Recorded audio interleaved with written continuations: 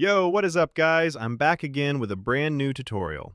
Today I'm going to show you how to get the modded version of Baseball 9.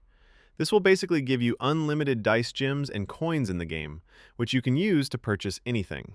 And don't worry, it's completely safe. I've been using it for a while now.